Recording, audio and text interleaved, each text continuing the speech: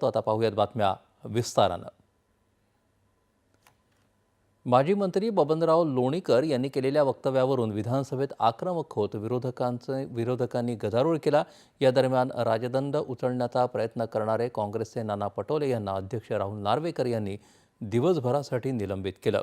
यावर निषेध व्यक्त करत विरोधी पक्षांनी सभात्याग केला आणि कामकाजावर बहिष्कार घातला। पटोले यांनी स्थगन प्रस्तावाच्या माध्यमातून ही मागणी केली होती। यावर ते आक्रमक होत अध्यक्षांच्या आसनाकडे गेले आणि त्यांनी राजदंड उचलण्याचा प्रयत्न केला। त्यांच्या पाठोपाठ काँग्रेसचे इतर सदस्यही अध्यक्षांच्या आसनाकडे गेले। यावर दोन्ही बाजूंनी घोषणाबाजी सुरू झाली। यामुळे अध्यक्षांनी कामकाज 5 मिनिटांसाठी तहकूब केलं होतं। यानंतर कामकाज पुन्हा सुरू होताच मुख्यमंत्री देवेंद्र फडणवीस यांनी पटोले यांनी अध्यक्षांकडे धावून जाणं योग्य नाही, त्यांनी माफी मागावी अशी मागणी केली।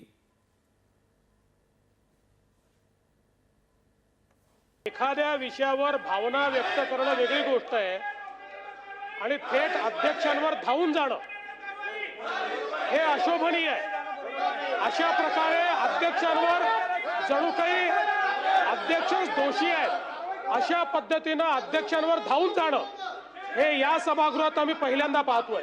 लोक वर गेले नाही तसं नाही आहे, पण ही पद्धत कुठली आहे की अध्यक्षांच्या अंगावर धावून जायचं? ही पद्धत योग्य नाही, अतिशय अयोग्य पद्धत आहे।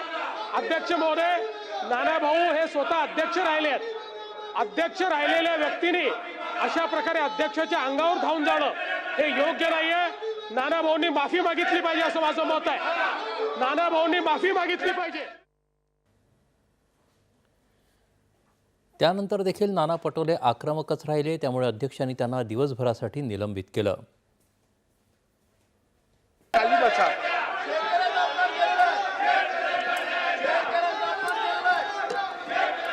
सभागृहाचं कामकाज नियमित चालण्यासाठी मी विधानसभेचा अध्यक्ष म्हणून माझ्या अखत्यारीत नानाभाऊ पटोले यांना दिवसभरासाठी सस्पेंड करत आहे।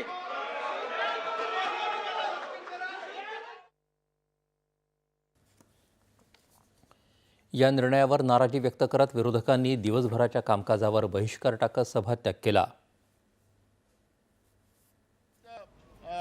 आसनापर्यंत पोहोचलो ते मी अपमान केला अध्यक्षाचा, अध्यक्षाला मी धमकवलं, अशा पद्धतीचं त्यांनी रेकॉर्डवर आणलं। मी पण विधानसभा अध्यक्ष राहिलो, मलाही नियम माहिती आहेत, पण अध्यक्ष ज्यावेळेस जनतेच्या प्रश्नाकडे दुर्लक्ष करते, विरोधकांचा आवाज दाबतो, त्यावेळेस विरोधकांना ही भूमिका घ्यावं लागते।